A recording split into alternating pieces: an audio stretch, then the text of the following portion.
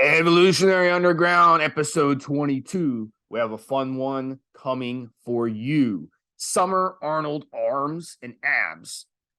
Compliments of Geneza Pharmaceuticals.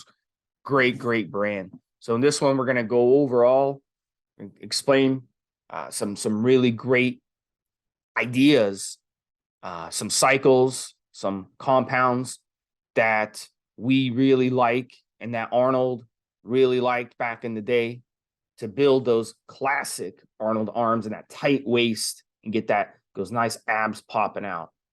So first, let's talk a little bit about Arnold Schwarzenegger. Obviously, Mobster, that was Mobster's era. So he grew up with Arnold, same age. No, I'm just kidding. I'm kidding. So Arnold Arnold is what made bodybuilding popular. Back in the 70s, he was winning Mr. Olympia. He was putting it on the map. He took a break from Mr. Olympia, then came back and won it one last time. It was a big controversy, but a lot of the other bodybuilders were upset. We've talked about it on previous podcasts, but Arnold was Arnold. And look, at the end of the day, as biased and as political that Mr. Olympia was, the other competitors looking back realized if not for Arnold, there would have been no Mr. Olympia. No one would have even cared about the controversy in the first place. So Arnold would go on to do movies, and he basically ended up being a governor of the largest state, I think the fourth largest economy in the world. And he basically, anything the guy wanted to do in life, he did it. He basically, he could have taken over the world if he wanted to. So I don't think you'll ever meet anyone who could have anything bad to say about him. Yes, he failed at his marriage. He wasn't a great governor. You could argue he did some stuff he swayed bodybuilding using, his political sway. But at the end of the day, I had the pleasure of meeting him years ago. I had just won a powerlifting competition, and he was actually there, and I was able to meet him. I have a picture I could pull up somewhere, but yeah, he was a really nice guy, a very warm guy. So Arnold was a great guy. So Mobster, tell us a little bit about Arnold's history and why he was so famous for his arms and small waist. If you guys look up pictures and videos, there's always these iconic pictures of him on the beach in California, holding women up in the air and flexing on the beach. There's never going to be another character like Arnold Schwarzenegger. I think that's the thing, Steve. There's obviously every man have his failings. We're all made of clay, as I think the saying goes. But in terms of his impact on the sport of bodybuilding, there's almost no argument. I mean, maybe some sort of competitor that had a thing, sort of Mike Mentzer back in the day would have probably had something to say about it. But let's be honest, right? I mean, joking aside, because I'm not quite as old as Steve's inferring, I'm nearly that old. Arnold's like that first bodybuilding. It's one of those things where you could show almost anybody. Let me give you an example, Steve. If you show people a photograph in the middle of nowhere, go someplace in the middle of nowhere, how famous is a person when it'd be like 30 miles from the nearest TV, some sort of jungle, and they've got this tiny little radio or something, but one of them went to the cinema once, or one of them went into a village where they had a TV once, and they'll know who Elvis Presley is. They'll know who Pele is as a footballer. So it's that kind of thing. And right up there would be Arnold Schwarzenegger, maybe Sylvester Stallone's almost as iconic in that particular example. It's like a sort of a Mother Teresa type thing. You literally show them a picture and be like, oh, yes, Arnold. And it's like, it's not supposed to be civilized. There's something sort of randomly out in the jungle or up a mountain or something. This monk that hasn't been down into the village for 14 years, know who he is.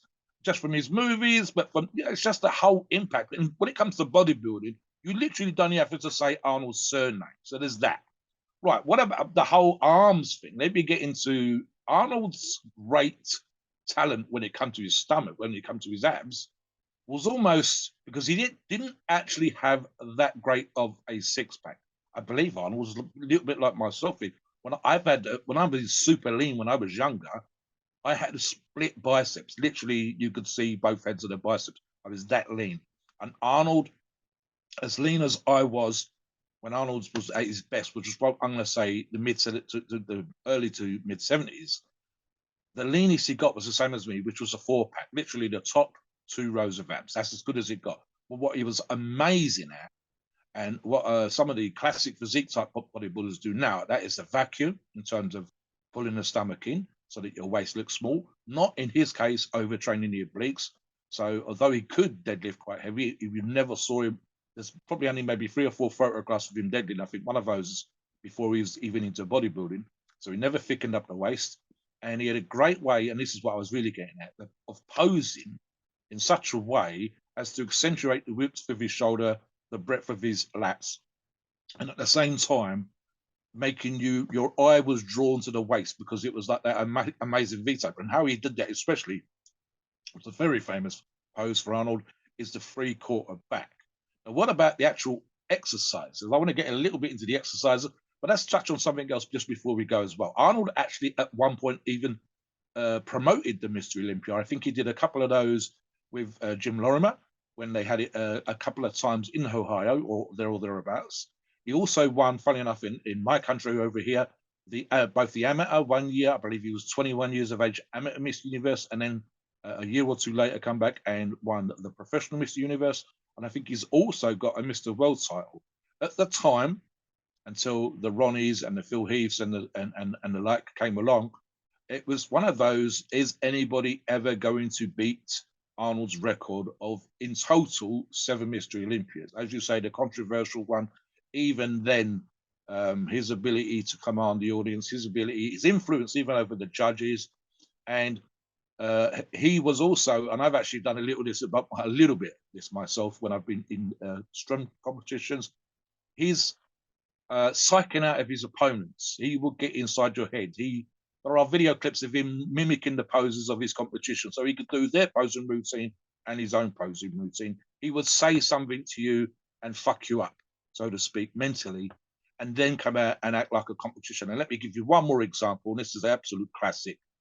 Sergio Olivier, they're competing, just the 2 of them, because that's sometimes how it was back in the day, at that year's Mr. Olympia.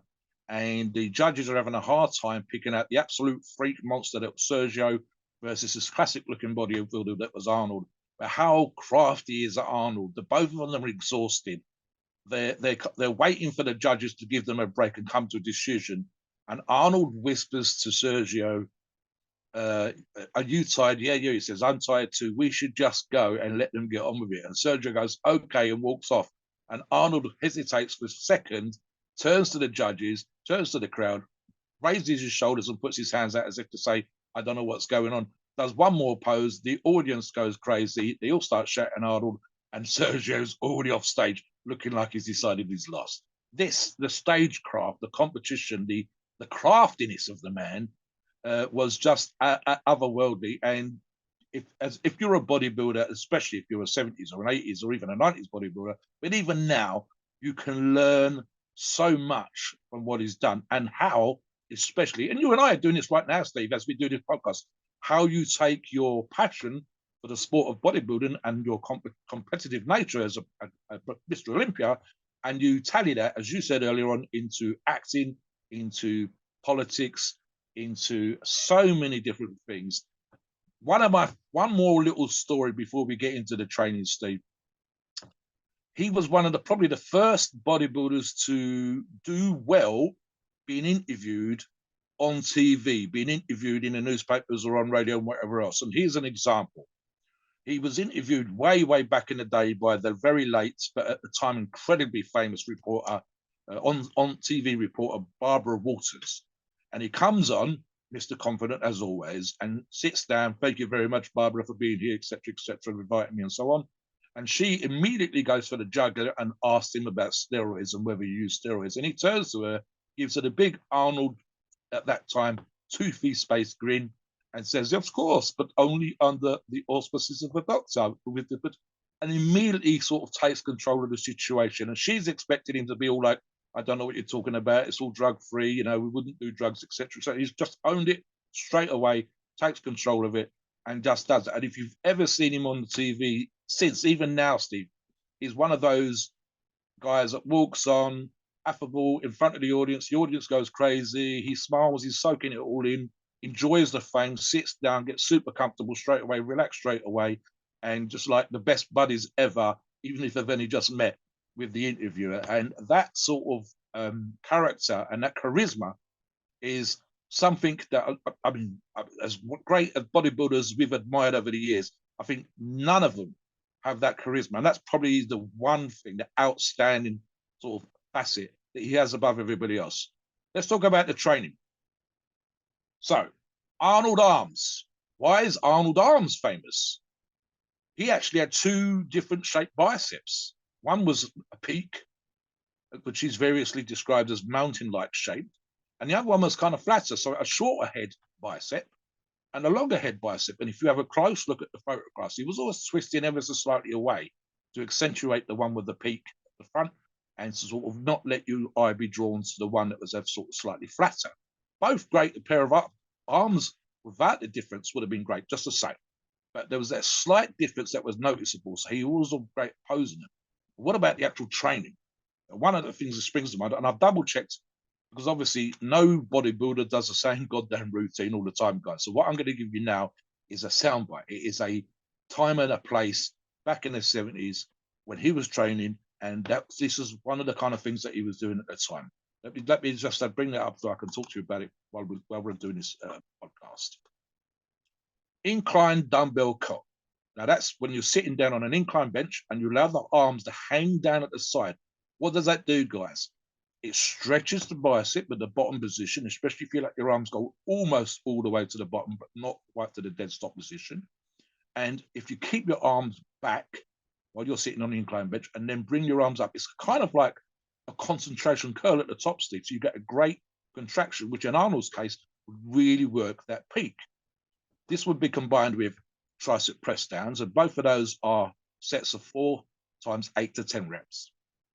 Press downs, I've done these, Steve. You've got a push down version and a press down version. For me, push down is kind of when you lean right over the handle on a lap machine or on a tricep press down machine if you've got one, and you're kind of almost sort of like a vice or jack on a car in the way that you're pushing the whole thing down. Whereas a press down is half a step back, elbows tucked into the side, and the upper arm stays in position, and it's just that forearm going up to almost a peaked bicep position and then squeezing down at the bottom. Because your body gets in the way, you can't quite straighten your arms out unless you're using a set of rope handles, which is another little sort of deviation you guys can do. If you do that version, you're going to get a great contraction. Otherwise, it's almost but not quite straightening your arms out at the bottom. And there's little variations that you can do on that, guys, which we could talk about in another podcast, is how to get the best out of this particular exercise. Follow that up with, and there's an awful lot of supersets here, although it doesn't mention it in the article. I'm going to say that they were supersetting, which is, as Steve and I will talk about momentarily, what a pump. And we're going to talk about the drugs that they would have taken at the time, the Geneza drugs, options that you'd have now. Alternating dumbbell curl, which again, if you've ever seen any videos, clips, or photographs of Arnold training, this was a lovely tempo, Steve, done in such a way as to keep tension on the arms. Now, there's actually a little trick you can do here, guys, which is almost what we normally do is we do one arm curl up, curl down, stop. Then the other arm curl up, curl down, stop. The best way to do this, and this is almost a tensioner, is literally as one arm is coming up, the other one's going down, or almost at stop position, but both of them have tension on at the same time. And then follow that up with a superset of single arm overhead tricep extensions. Now, I actually like overhead tricep extensions. I'm getting less flexible as I get older, Steve. But for me, I get a great stretch with any of the overhead tricep extensions. And if you want to do this, concentrating on one arm at a time to really get those triceps to pop. With the single arm, there's a deviation there. 4 sets of 10 reps there. Preacher curl and line French press. Now, preacher curl, I don't personally get on with, Steve. If for whatever reason, maybe it's just the way that I'm built. Maybe I'm an old motherfucker and I can't really get into position with the easy co bar. God help me with a straight bar. But if you can, and if you get on with this exercise, and Arnold, there are plenty of photographs of Arnold doing this exercise, so he obviously liked it a lot. And I've got to be honest, Steve, his arms looked enormous when he was doing it. Then go for it, guys. and lying French press. Now, I actually do a version. I'm actually, if you look at my training log online, guys, I'm doing this right now. Literally overhead tricep extension, but you're laying down. So it comes up, the bar's behind you. You almost like a pullover position with the barbell. In this case, it's an easy curl bar for me, and I think it would have been for Arnold back in the day.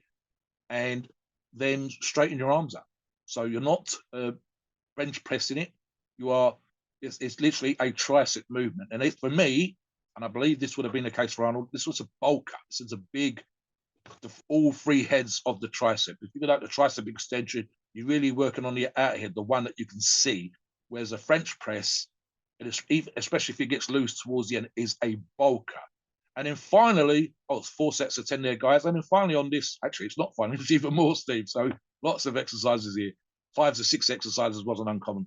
Concentration curls, which is just a great bicep peak exercise. Reverse tricep press downs. That's the same as a press down, but you turn your hands around. And again, I'm probably a little bit old in sight, so I'd have to find a bar that suits me. If you've got the flexibility, guys, you can actually, especially if you've got the real good flexibility, get your hands slightly closer than you normally would. And again, what you'll find here is you can't use up to 2/3 of the weight that you normally do, probably even less, maybe half. But the constant contraction on that outer head, more than the press down, the normal version, is way better. And especially if you've done what he's already done, the bulking exercises before. Again, 4 sets of 8 to 10 reps. And now the last 2 exercises, reverse preacher curl, which is actually in this particular way, Steve, because he's already working his biceps, is going to be more concentrating now on his forearms, and barbell wrist curl, which is a specific forearm exercise. Now, the reverse is going to work the muscles on the top, the extensors, and barbell wrist curl, probably done over the end of the ventral knee. Both of these 4 sets of 8 to 10 is a flexor movement. Now, as Steve knows, and anybody that follows my logs, I'm a big grip / forearm guy. So just yesterday, for example, and again, this is because I'm getting inflexible. But again, I've seen photographs and videos of Arnold doing the barbell wrist curl. He could bring his hands right in close on a straight bar. I can't do that. So if you can do it and you do it prior, this is one of those things. And especially when you've done all the other exercises already, your arms are going to be bloated and pumped and burning and contracting from shoulder down to wrist, Steve. I would not want to do this volume of exercise with Arnold back in the day. It would kill me. I'm not a high volume guy. But I can imagine someone like yourself, Steve, I think you'd probably be all right once you got into this routine. What would you make out of it? Before we talk about his abs, what would you get out of this kind of routine if you were doing it, Steve, like Arnold back in the day? Yeah, and I've done a lot of his strategies myself, and he was really ahead of his time. So I really enjoy those types of workouts. My workouts are a little more compressed, I would say, because I've read that he went an hour or hour and a half, working on an arm day. I would never do that. I understand the science much more than they did back in the 70s. And we know today that doing hour and a half workouts, especially on a particular muscle, is not going to give you the type of results, or at best be equal to results, as going in there and really targeting your muscles for 30 or 40 minutes. So my workouts are a lot shorter than what they claim here. But I think a lot of that hour and a half workout was Arnold walking around the gym and socializing, and because that's part of weight training. I've always been taught, my first weightlifting coach always taught us that weightlifting is a social thing. You go there in between sets, you socialize, you talk to people, and that's, it's a brotherhood and sisterhood, and you make friends and you all support each other and all that stuff. So I think that was a big part of it too. But I think also a lot of it was kind of pushed further. So, we're going to get into more about his training toward the end of the show. We're also going to talk about his abs and his waist toward the end of the show, and talk about why people in the 70s had such tighter waists than people do today. But Mobster, I want to take us and explain about Geneza Pharma and why they are the brand of choice for today's Arnold wannabes. And a lot of professional bodybuilders today who strive to be physique competitors, they use Geneza Pharma for a reason. Back in those days, anabolic steroids were much more legal, but they didn't have access to as many of them as we have today, obviously.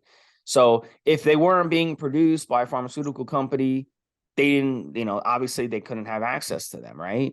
Now you can just order them online. Back then, you'd have to either get it through a doctor, you'd have to get it through a buddy whose buddy got it through the doctor.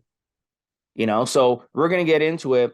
And Arnold, I have some quotes here about Arnold admitting that he ran steroids. So this is what he says, quote, "I do it under a doctor's supervision." This is what he said back then. Also, he said, "I have used them, but no, they didn't make me what I am." So that is true. Obviously, you need genetics, you need to train, you need to diet. It's anabolic steroids are not icing on cake. He says the anabolic steroids were helpful to me in maintaining muscle size while on a strict diet and preparation for a contest. Back in the 70s, they really liked to cut down hard and then use anabolic steroids to prevent muscle wasting. That is very similar to what a lot of guys do today when they bulk up in the off season, then they cut to go into a competition. They use anabolic steroids during the cut. They crash their carbs, they crash their calories, and they're able to cut into a competition. That's basically the strategy that guys are used today. Now, is it the strategy that I would use to tell you guys, most of you out there, don't compete, you're normal Joes? No, I would tell you year-round, focus on keeping a good physique and focus on looking good. He also said, this is according to NBC News, and I kind of remember him saying this. This was around the time he was running for governor of California. He says he had no regrets about steroid use. So he's openly admitting that he did use anabolic steroids. Unlike many other guys, I actually interviewed Frank Zane on this very podcast several years ago, and he angrily, and I mean angrily, denied using anabolic steroids. Arnold openly admits it. So, ridiculous. But today he says that it is overdone. Like, people are really abusing steroids, especially in pro bodybuilding. So it's gotten out of hand. So I completely believe that he's being completely honest. And we're going to go over some of the stacks they use. But listen, at the end of the day, back in those days, the steroids they used were excellent quality, excellent. Throughout the 90s, 2000s, and 2010s, Mobster and I, as we started using them, we have experienced many incidences where we have used crappy and underdosed steroids, and it's ruined our cycles. It's given us unnecessary side effects. But we are very lucky today that we have access to a great brand like Geneza Pharmaceuticals, and that's our go-to brand for a reason. Because we know when we order something from Geneza Pharma, we know it is legit. So, Mobster, let me jump go in ahead. There. So, as Steve knows, part of the pre-show research, I went and looked and said, what was bodybuilders of Arnold's ilk and Arnold's era using to get into shape, right? So we've come up with some suggestions, which we'll discuss shortly. So what we do, obviously, through research, we go and look at Geneza and we say, have they got these drugs that the guys were using in the 70s? Yes, of course they have. So here's the thing. I'll just use this one single example, Steve. This is just to talk about accessibility, quality, and just a Geneza brand. 4 pages with 21 products. I think the last page might have slightly less. So nearly 80-something products. And there's will be variations on a theme, guys, but that's 80 different options of different steroids, different kinds of steroids, and obviously different doses, and 80 options from Geneza Pharma. Just that, nothing else. Right now, again, as Steve says, and a great example of this, Arnold and others, and Frank, I've got to be honest, right? He's a liar. They used to call him the doctor. They used to call him the scientist. One, because of his training, how analytical he was, but also because I believe, and this, you can quote me on this if you wish, guys, I'm pretty sure I can back it up by checking, that he was the guy that was able to give them suggestions on cycles and how they run those cycles. I think obviously he's got angry because it becomes the focus of an interview where you go, oh, the only reason that Frank looked like Frank is because of the drugs he's taken. And of course, that's rubbish. He looked like that because of the training. He looked like that because of the nutrition. And he looked like that because of his genetics. It wouldn't be, I don't look like the way that I look just because of Debo. That's obvious. But to say that he never used it, well, that's just ridiculous. So here's the thing, guys. Arnold and others of his ilk at the time had the fortunate situation then that steroids were, one, legal. There wasn't a law against the bodybuilders using them. Two, you come to California, you got hooked up with a doctor. And there, I believe the rumors had it specifically that there was like down the street a doctor that they could go to who would monitor their bloods back in the day, make sure everything was okay, ask them questions about how their cycle was going, and obviously you can physically look at them and see if they're having problems with spots and oily skin and gyno and God knows what else. And again, as often as not, Steve, and this is still the case now, it was a doctor that would have been a fan of bodybuilding. He was living in California, was a fan of the lifestyle. Heck, he probably came to the gym and trained. So having that kind of accessibility and so on. A great example of this, off subject slightly, is Pete Griminsky talking about the ridiculous amount of steroids that he'd taken and getting sent a box because his uncle worked for a pharmaceutical company. That doesn't happen anymore. If only it did. So yeah, the accessibility to a quality product like Geneza Pharma now is above and beyond anything that the 70s bodybuilders would. Heck, Steve, we were still talking about buying stuff out of the bag in a bodybuilder's trunk in the 80s and 90s. It's only the late 90s to early 2000s and onwards that we've had access via the internet to companies like Geneza Pharma producing high quality products in laboratories with scientists, and we know just from the feedback how good these products are. We've used some of these products ourselves. We know what the situation is. Arnold now and all the other 70s bodybuilders, if they were coming into their own now, if they were bodybuilders now, the accessibility, the quality, the range, the diversity of that range of products is above and beyond anything they had back in the day, Steve. Absolutely. Back to you. So let's kind of start going over what the guys, I'm going to give you guys a couple steroids. Mobster is going to give you a couple steroids based on reports that we've read, based on what was available at the time. And the first steroid that Arnold loved was Deca. And Decadurabolin in those days came in 200 milligram per milliliter. Now, Geneza Pharma, I'm looking, and he would have loved this Geneza Pharma Deca because it's 300 milligrams per milliliter. So that would mean less injections. Guys in those days hated needles. They hated injections. All right. It was considered much more taboo than it is today. So they much preferred to take pills. So when it came to Deca, Deca would have been a wonderful. Now, here's why Deca was so wonderful. Why back then. And Mobster is going to go over nandrolone phenylpropionate, which is a short-acting version of nandrolone. Deca is the long-acting. So Deca is in your system longer. But the reason they love nandrolone, in this case Deca, was because, number one, they didn't have to inject it very much and very often. You can inject Deca once a week if you want.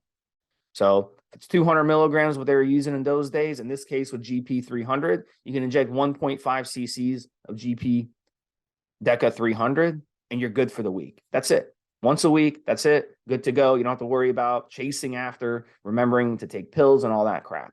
All right? They love that.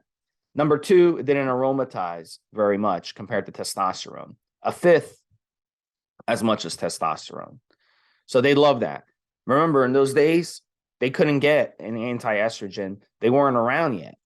All right. Even if they were around yet, they wouldn't have known to use them. They didn't start using anti-estrogens till several years later. Really, it wasn't until the late 80s where Nolvadex came around, and then they started using Nolvadex on cycle to combat estrogen. But back then in the 70s, they had no clue what Nolvadex was. They didn't know anything. I mean, they didn't have aromatase inhibitors in those days. So basically, if you got gynecomastia, you basically either had to come off steroids and hope it went away or get a surgery. And, you know, surgeries in those days was not like today. So It was a huge risk, a huge risk. And I guarantee you a lot of wannabe bodybuilders ended up getting gynecomastia, and it ruined their careers back then. And it was a very embarrassing thing. I mean, bitch tits. I mean, we laugh at people, in the locker room, growing up in middle school, kids would take off their shirts and have bitch tits, and everyone would make fun of them. It was a really, really big deal. So you can imagine what they went through in the 70s, especially since they didn't really understand, why am I growing boobs, So that's why DECA was so popular. So they couldn't use testosterone because it aromatized too much, so they would use DECA. Now, the other steroid that they would have loved, they loved in those days, was Dianabol. But you're going to say, oh, Steve, Dianabol aromatizes into estrogen, right? Yes, it does. But here's the thing with Dianabol, they were smart about using it. They would use it, and if they started noticing any type of estrogen issues, they would cut it off, or they would drop the dosage right away. In this case, GP has a great Dianabol. It's extremely cheap. It comes in 50 milligram pills. So obviously in those days, they would cut it into pieces. So Arnold would love using DECA and love using D-bol, especially in the off season. He used a handful of D-bol. Back then, they'd sell them in much lower milligrams. But he would love this Dianabol 50 because all he would have to do is get a pill cutter and cut it into pieces. So a simple cycle, let's say they did 400 milligrams a week of the DECA, and you could do, say, 25 milligrams a day of the D-bol together, and you would get a nice bulking effect, and the side effects wouldn't be that bad. So that would be two that the Arnold would have loved back then. And the main reason that Dianabol, and Mobster and I talked this on the pre-show, is the D-bol pumps. And if you watch videos of Arnold working his arms, he always had an incredible pump with veins popping out. That's the D-bol at work. There is nothing that can compare to D-bol pumps. Nothing. And Arnold loved the pump. He absolutely loved it. Mobster, give us a couple, if you want to comment on that, but also give us a couple steroids that you have heard that they love to use back in those days. Right. Now, one is actually a derivative of DECA, and we're talking about nandrolone phenylpropionate, or NPP as we call it for short. And Geneza does a great version of this with a 10 ml vial, 100 milligrams a mil. So funny enough, Steve, actually the kind of dosages that you were referring to just now when you talked about the lower dosages that they were using back then. So why use this? Well, first off, let's talk about it as though it was DECA, because if you're in competition training, and we're talking about getting in shape, summer Arnold Arms and Abs. Why? So we're getting into shape, we're looking good for the summer, and you can take the stuff that we're talking about, Arnold, and apply it to your training. So what's this about? When you're doing a competition cycle, which is when you're getting into your shape, when you're getting ready for the summer, in the case of the typical listener, you are going to, and this is something that comes into modern bodybuilding as well, Steve, you're going to use shorter esters, stuff that's in and out of the system quicker. Now, why use a DECA or a DECA derivative like NPP? Well, this is another thing that happens, and any of you that's got into serious condition can pony up on this. And please remember to tie in with my comment about the volume of training earlier on. You're training a higher volume if you do Arnold's routine, like Steve says, an hour and a half, and that's one exercise after another, Steve. That's going to pump you. But what's it also going to do as you get drier, as you get leaner? It's going to make your joints ache. Now, that's just from them being drier, and that's just from them being leaner. We're assuming, please God, guys, that you don't have ongoing injuries. So DECA, or in this case, NPP, with its shorter ester for the summer cut, getting into shape from Geneza, is going to help you with that joint discomfort while you're on cycle. I've got to reiterate that purely and simply because a lot of people think that DECA fixes joints. It does not.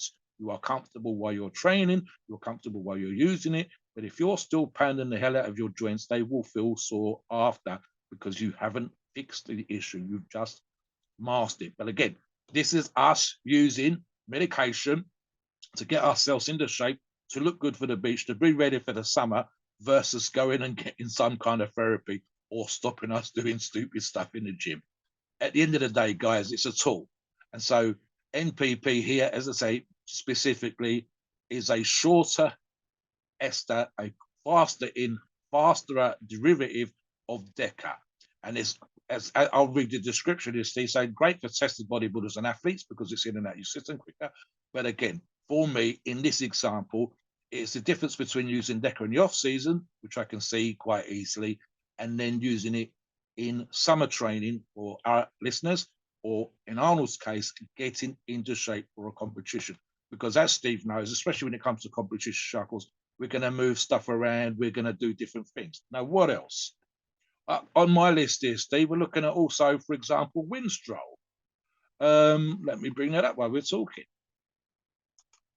Winstrol, as you know, guys, and funny enough, this is another reason why I would be doing DECA or DPP, would be this issue of drying out the joints, Steve.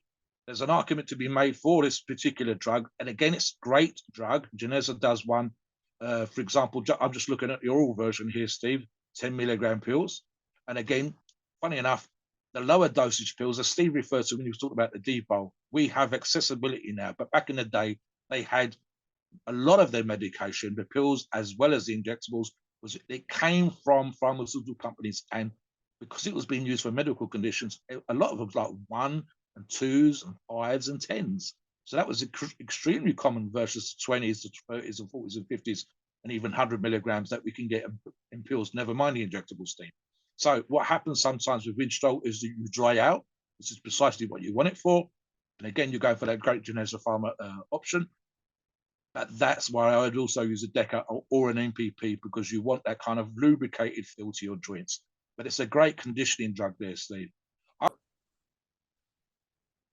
So you've also got a 50 milligrams tablet version of this, guys. So you, as I say, as Steve touched on with the Debo, we have more options now for us to do these cycles and versions of the cycles. That's what they had back in the day. But would they have used 50s? I think so, Steve, for sure. And in fact, one more thing on that particular stuff, when it came to, and I'll let Steve finish off in a moment, when it came to the rumors around Arnold, and I suspect this, Steve, was a combination, probably a little bit of fact and a little bit of jealousy. So rumors had it back in the day, and I think it's specifically Debo here, Steve, that when everybody else was using 5s and 10s, Arnold was the first one to go to 30. Arnold was the first one to go to 100. And eventually that story becomes Arnold would take handfuls and throw him in his mouth. And of course, in reality, I suspect that might have happened on occasion when the guys were giving each other shit. But I suspect there's an awful amount of they couldn't quite figure out why Arnold simply looked better than them. And guys, this is a piece of advice for you.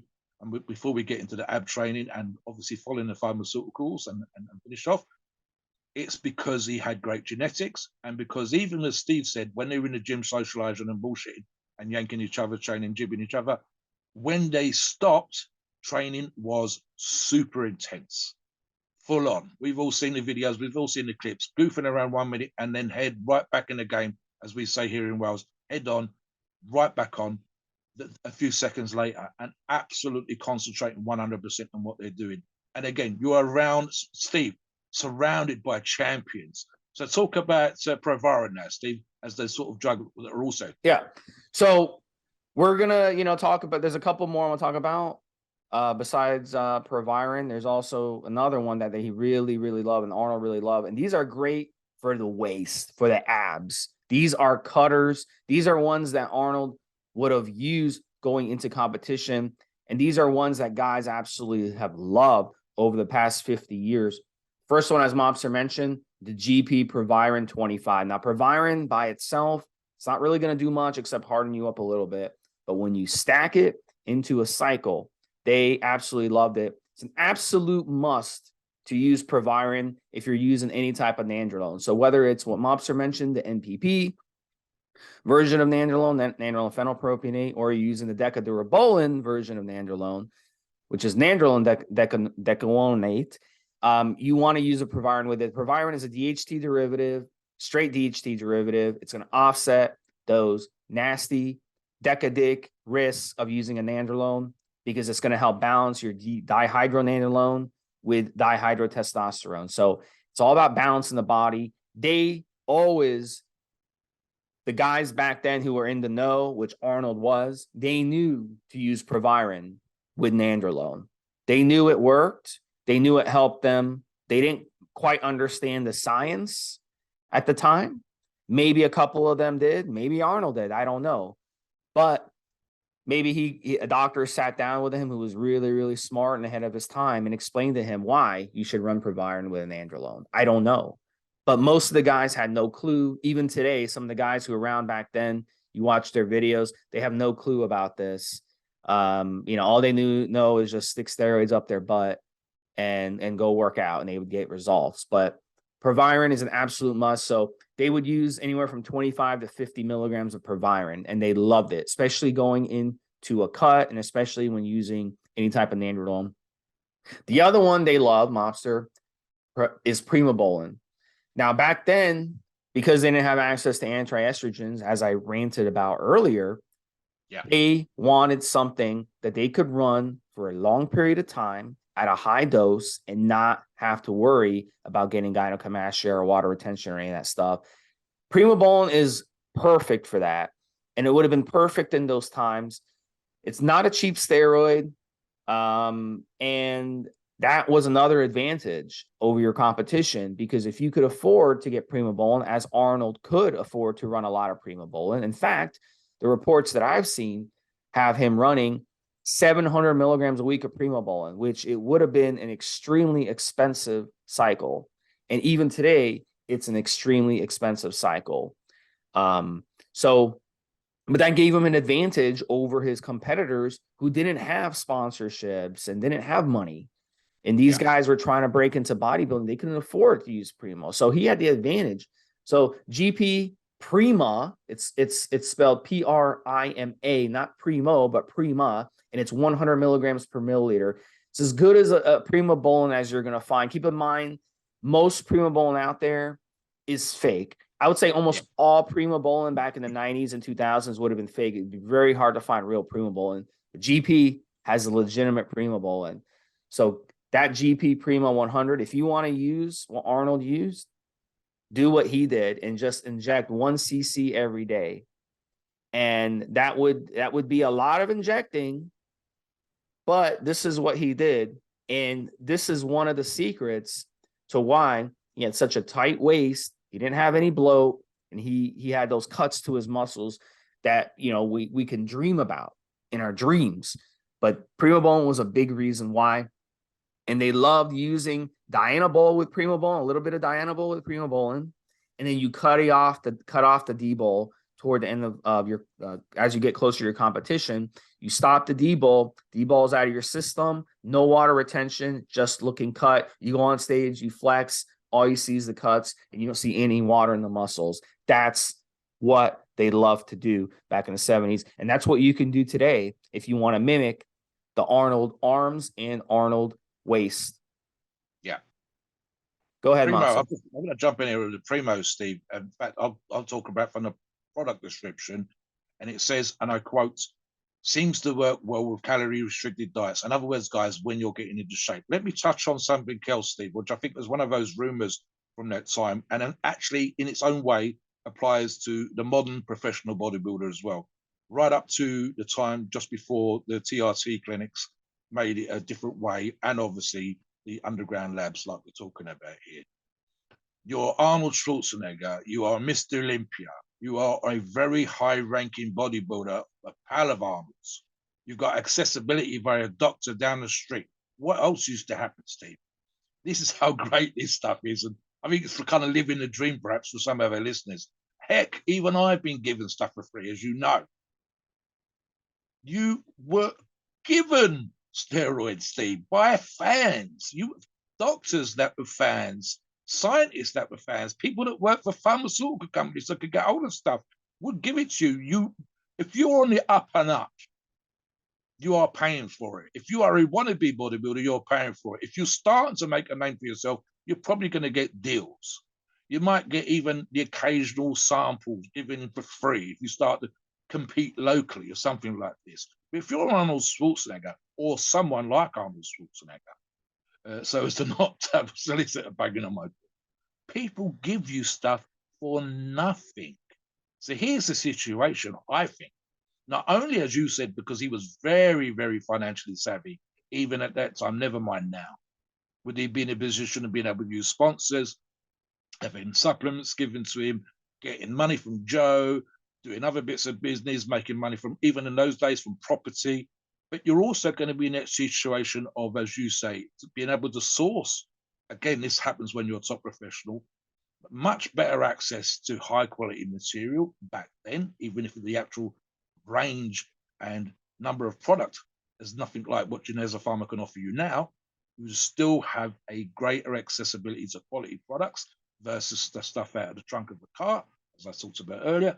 But guys, they got given stuff for free. So I guarantee that what Steve said about the Primo was half correct insofar as the expense in those days, and never mind the expense now, because you need a quality product like the Primo from GP, but you also need, in Arnold's situation, I think, free products, Steve.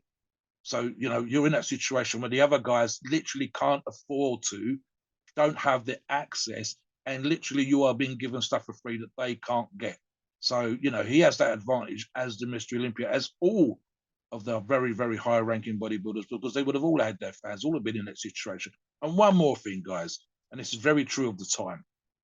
We know, and Steve talked about the social aspect earlier on, we know Pumping Iron is a good example of this is documentary, and it's a little tiny bit made up, more of a docudrama, Steve.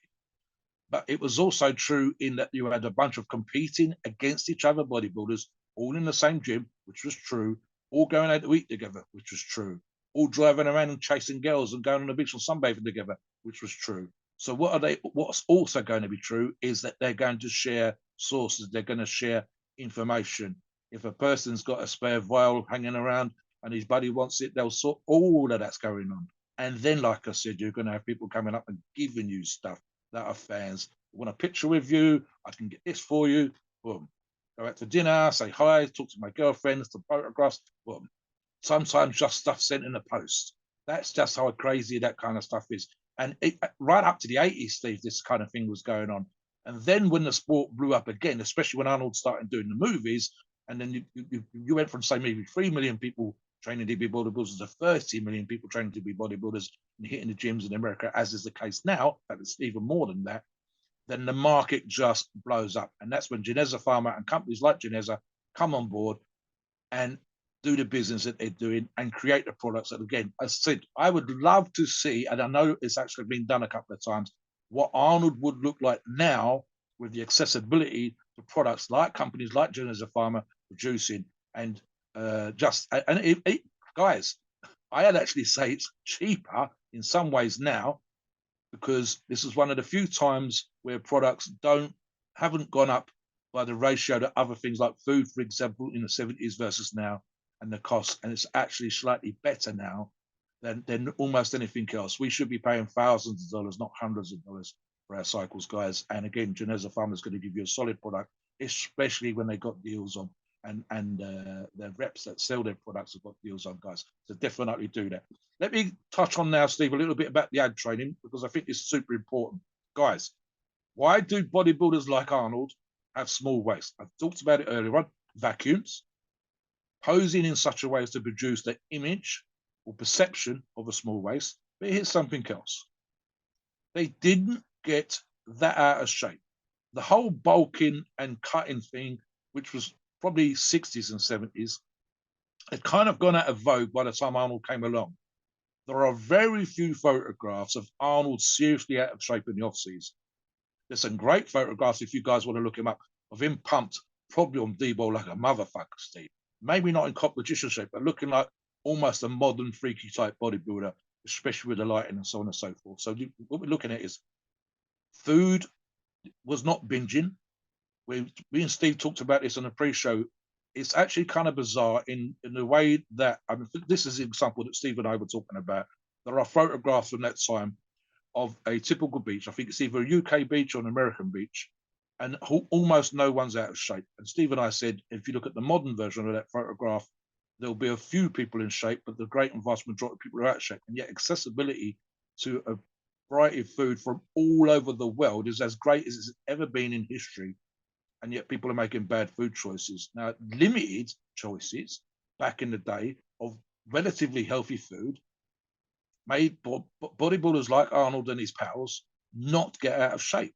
They weren't fat in the off season. They weren't puffed up in the off season. They didn't have huge, great chins and bellies that were sticking out in the off season. If they ate ice cream and stuff like that, it was in moderation. So they wanted to look good all the time. And again, you're living in California. You don't want to be walking around covered up in layers of clothing with your belly hanging out. You want to look good all year round. You want to be able to wear it. The worst in the off season is a t-shirt covering up your shoulders and your chest and your stomach and a pair of shorts. And we've seen plenty of photographs of Arnold like that even now. But so it wasn't getting out of shape and eating healthily. And again, not great massive binges of food. Heck, Steve, even I'm guilty of that, because they wanted that stomach to stay tight. They wanted that stomach to stay small. So that's the thing. Let me talk about here, Steve, just for a second here. This is an example, guys, of the kind of abdominal training that was being done at that time. And again, I'm referencing research that I've done for you guys, just to give you an example. Crunches, Roman chair sit-ups. On that particular one, Steve, on the Roman chair sit-up, there are photographs of other bodybuilders at Gold's Gym. Hundreds of reps. I believe there's even photographs, and there might even be a video clip of them chatting while they're doing this exercise, because they know that they're going to be there that long. One I particularly like, and I believe you've got photographs of Arnold doing this one and the next one you can see online if you guys search for it, hanging leg raises. And that's a great way for flattening the stomach. You can do the floor version, but the hanging version is actually a little bit harder. And that's whether the knees come up to your chest or whether your legs are out straight. It flattens the stomach. In other words, you're still trying to get those abs to pop, but you're keeping the stomach flat. It's not bulging. Crunches actually sometimes make the stomach bulge a little bit. And the last one, and I know that there are photographs of this, and he used to do the bent over version as well as the straight up version, broomstick twist. Now, again, the trick with that, and I'll touch on this as sort of a training tip for you guys, is to flex the stomach when you're doing it. Flex the abs. To just stand there with a broomstick on your shoulders, twisting backwards and forwards, does very little. And I've God help you, Steve, I've been to a gym. We've actually got another podcast on this coming up on the strange and funny things that we've seen in gyms. I used to train in a gym in Peckham in Southeast London, and there was one guy that was doing some sort of twisting thing for the whole goddamn time that I was there. So hour and a quarter, hour and a half, 1 hour, whatever. And that's all he did. And he was podgy. He was not burning shit. Guys, you are not going to suddenly make your abs pop or burn off a load of fat doing broomstick twist. The trick is to train your abs with the other exercises we've already mentioned.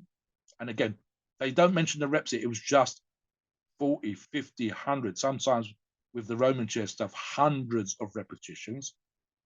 But in this case, with the broomstick, by flexing your stomach, keeping it tight through the whole movement, and after you've done the other abdominal exercises. And again, Arnold, I think at the photographs that I recall, he's not just doing the twisting backwards and forwards, but he's also doing where he twists over to the sides. And why is he doing that? Because it mimicked his three-quarter back. He would do the kneeling version, or a version where one arm's higher and another arm's lower. So he's bending himself over into that position that he's going to be in and working the abs. So he's actually thinking about how the pose is going to be, how the stomach, I want the stomach to look, and then mimicking that exercise or doing a version of this exercise to accentuate that look in that position, Steve. Back to you. So you bring up some really good points, Mobster, for sure. And I hope you guys are listening to what we're telling you. Now, when it comes to, getting those incredible abs, obviously, as Mobster said, if you're someone you've got some body fat on you and your stomach, and you go to the gym and you think that you can do 100 sit-ups a day and you're magically going to get a tight waist. So what happens is, a lot of times, this is a mistake a lot of personal trainers make too, is they'll put someone, have them do a bunch of sit-ups who is overweight. But look, you got to lose that body fat first. You got to use your total body fat. You can't just go to the gym, do sit-ups, and magically lose your body fat. So it starts in the kitchen. All right. Once you get lean, then you can start shaping your abs. That's a beautiful thing. But what's the difference between the 70s and today?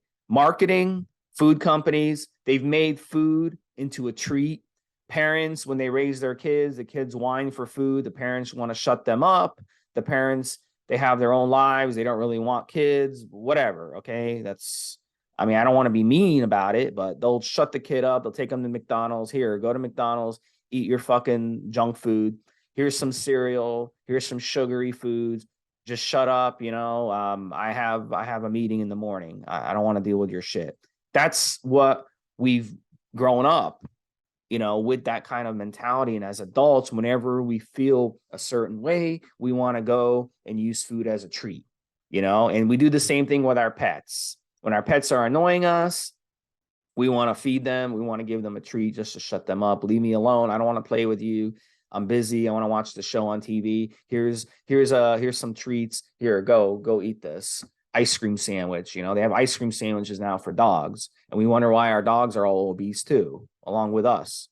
So listen, at the end of the day, what you put in your body, the accessibility to food, you can have whatever you want, whenever you want right now in 2023. You can pick up the phone and you can order anything and you'll have it at your doorstep. Okay. 24/7. And depending on where you live, you can go to a restaurant 24/7 and sit down and order a steak. 2 a.m. in the morning, you want a steak, you can go eat a steak at 2 a.m. in the morning. The 70s, they didn't have that. They didn't treat food that way in the 70s. Okay. If you watch sitcoms in the 70s, Monster and I talking about it, everyone was lean. Did you notice in sitcoms in the 70s, they didn't sit around and have these big ass fucking meals every night and have a conversation. You never watched them back then eat. Food wasn't the way it is today. Now in sitcoms, everyone's obese on the sitcom. Look at Roseanne, for example. That's America for you, you know? And they all sit around and have these big dinners and they're passing around food and they're so proud of themselves. They're stuffing their face. That's what we become. So stop treating food like a treat and start treating food the way they treated it back in the 70s, the way Arnold treated it. Okay. Food was the last thing they worried about in the 70s. Yeah. Now it's like the first thing. Everyone wants, you got to have tons of protein. You got to have this much carbs. You have this much fat. You know, it's complete bullshit. And it's just marketing to the extreme. You think that back then they had 600 grams of protein? You think Arnold ate 600 grams of protein a day back then? Fuck no. He even admits it today. It's all bullshit. It's just marketing. He barely ate any red meat. Barely. He barely had it. And, you know, he followed pretty much the same diets that people today in the blue zones follow, which is lots of fruits, lots of vegetables as a big part of their diet. And then you have, you know, some dairy and some meat here and there, but nothing like today, the way we stuff ourselves. And processed foods, zero processed foods. Now, 98% of the American diet is processed foods. It's ridiculous. You know, now they have anywhere you go and you want to eat something, it's all junk food because it's cheap to produce junk food and there's a much more margin on junk food. It's not, you know what I'm saying? So it's become ridiculous the way we treat food today. And you go to anybody's house and look in their pantry, look in their fridge, look in their freezer and tell you right away, yeah, this person, they're a type 2 diabetic. This person, they're going to get cancer. This person, they're obese. I could do it. I don't even need to see that. I can look at your trash and look at the stuff you're recycling and tell you what kind of health you're in. So just look at the food you're eating, guys and gals. If you want to get lean, it starts in the kitchen. So that's the big difference back then. And then you can use the workouts come secondary and the steroids come secondary. Once you dial in your diet, then it gets easy. Now you can get on some Geneza Pharma steroids and get that physique that you've always dreamed of. So check out Geneza Pharmaceuticals. It's a great, great brand. I use them. Mobster uses them. We highly recommend them. So Mobster, why don't you finish out the show and take us to the disclaimer? I think it was a great show. Here's what I would do, guys. I would get a meal prep company on board if I was Arnold. And honestly, you've got no excuse not to get in shape now. First off, the accessibility for information for you guys, whether it comes to recipes and cooking and stuff like that on YouTube or Instagram or whatever else, is just beyond all recognition compared to just 10 years ago, never mind Arnold's time. So you've got no excuse not to know how to cook. You've got no excuse not to know how to put food together. Now, if you can't, you're super busy, and if you've just got the money, meal prep. There are guys at the Arnold right this weekend as we record this podcast that have had meal prep stuff delivered. So you can meal prep yourself, or you can have meal prep food companies deliver products to you. Arnold didn't have that. So you can actually get into better shape than Arnold. You've got a greater accessibility to pharmaceutical products from companies like Geneza Pharma than Arnold ever had back in the day. So you can take Arnold's training, Arnold's cardio, running on the beach, rowing, playing tennis, follow his training, mimic his diet.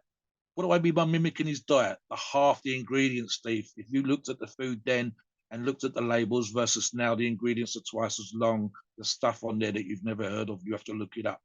So you can meal prep yourself, or you can have meal prep companies deliver, and then you can use Geneza Pharma to give you that polish, high quality products, unbelievable range compared to what they would have had in Arnold's time. 80 plus options on one site alone that I looked at.